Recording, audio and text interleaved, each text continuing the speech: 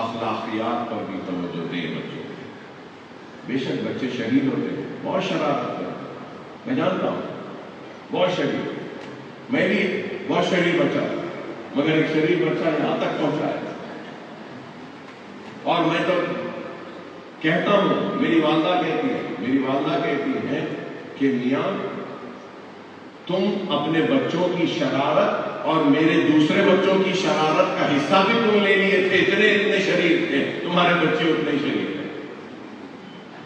میں اتنا شریر تھا، بہت شریر تھا کہ میرا بچہ حیدرآباد پبلک اسکول میں وہاں سے 12 تک پڑھا، تو پرانے ٹیچرز دیکھ کے میرے بچے سے پوچھتے تھے، ارے تم اکبر الدین اویسی کے بچے دکھتے ہی نہیں اتنے شریف ہیں،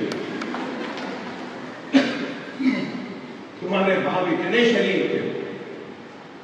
تو یاد رکھیے، شریر بچے بڑے جینیس ہوتے ہیں، شریر بچے بڑے جینیس ہوتے ہیں، شریر بچے بڑے اچیول ہوتے ہیں، شریر بچے بڑے کامیاب ہوتے ہیں. صرف یہ ہے کہ ان کی شرارت کو ہم کو صحیح راستے پر لا کر ان کو آگے بڑھانا ہے. اور اس شریر بچے کی شرارت کو اکبر الدین اویسی کو اگر بنایا ہے تو سلطان صلاح الدین اویسی سالار ملت ہے. اتنی شرارت تھی کہ سالار کسی کے لیے اسکول نہیں گئے، اسد صاحب کے لیے نہیں، کسی کے لیے نہیں. ہر تھوڑے دن میں میرے لیے ایچ پی ایس کو آتے تھے، ہمارے پرنسپل سے ملتے تھے. پرنسپل بولتے تھے، mister Owaisi your son is very mischievous, very mischievous, he's spoiling the other children. بہت شکایت ہوتی تھی.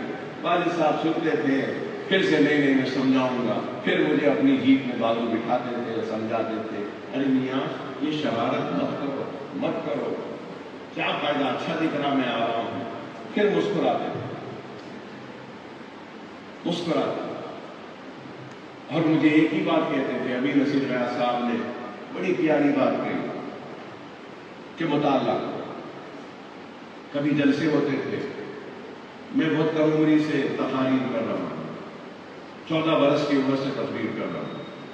ایک وقت جلسہ تھا، سالار بیٹھے ہیں، مجھے بولے تقریر کرو میاں. اب ہم تقریر کرنے کے لیے کھڑے ہو گئے. بہت دیر تک سالار تقریر سنے، اور پھر جب سالار میرے بعد کھڑے ہوئے تو بولے کہ بہت اچھا بیان ابھی آپ نے سنا، میں نہیں سمجھتا کہ میں ابھی اور کچھ آپ سے بولوں. واقعی گاڑی میں جب ہم بیٹھ کے گئے تو سالار نے مجھ سے کہا، میاں اللہ نے تم کو نوازا ہے خطابت سے، اللہ نے تم کو نوازا ہے، گاڈ گفٹ ہے تمہارے پاس کہ اتنے بہترین مقرر خطاب الفاظ، ایسا پانی بہرا ایسا دکھتا ہے، سننے والا ایسا چاہتا ہے کہ اور سنوں. مگر میری ایک نصیحت یاد رکھو، اس اللہ کے دیے ہوئے اس گفٹ کو اگر تم اور اچھا کرنا چاہتے ہو تو مطالعہ کرو کتابیں. اور اتنے بہت سے کتابیں نکال کر مجھے لا کر دیے، بولے یہ کتابیں پڑھو، تمہارے خطاب میں اور طاقت آئے گا. مطالعہ کرو بار بار. آخری وقت میں بھی تھے تو مجھے ہاتھ پکڑ کے مجھے بولے، میاں مطالعہ کر رہے ہیں، پڑھ رہے یا نہیں؟ آج بھی مجھے عادت ہے کہ میں کتاب پڑھے بغیر سوتا نہیں.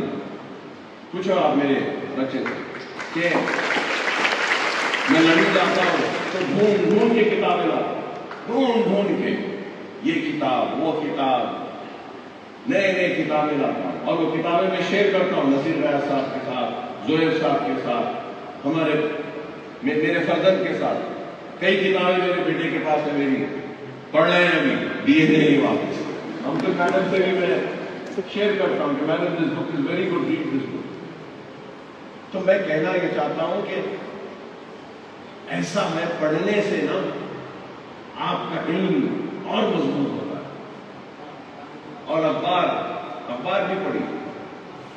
ہم آج میں صبح گھر سے نکلتا ہوں تو گھر سے نکلنے سے پہلے 1.5 گھنٹہ یا 2 گھنٹے میرے صرف ہوتے ہیں تو اخبارات پڑھنے کا. اگر مجھے 9 بجے اسمبلی جانا ہے تو میں دیکھتا ہوں گھڑی 9 بجے اسمبلی میں رہنا ہے. شفیع صاحب بولتے ہیں صاحب اپنا کوشچن ہے 9 بجے رہنا ہے. ٹھیک ہے شفیع صاحب میں آ رہا ہوں 9 بجے. تو 9 بجے اسمبلی میں رہتا ہوں تو میں کیلکولیٹ کرتا ہوں کہ 40 منٹس مجھے تیار ہونے میں لگیں گے اور 2 گھنٹے مجھے اخبار پڑھنے لگیں گے. تو پھر فجر کی نماز کے بعد سے اٹھ کے بیٹھ جاتا ہوں, اخبارات پورے پڑھتا ہوں, اپنی کتاب پڑھتا ہوں, اسمبلی کی تیاری کر کے 9 بجے رہتا ہوں. مگر اپنی صبح کی وہ عادت نہیں چھوڑتا, نہ ہی سونے سے پہلے پڑھنے کی عادت کو چھوڑتا. آپ سے بھی یہی کریں, مطالعہ کریے, پڑھیے. You know, a teacher should be just not a teacher who teaches through the book. No, a teacher should be the one who learns from the book, but teaches her way to her students or his students. آپ اپنے لیے سمجھانا,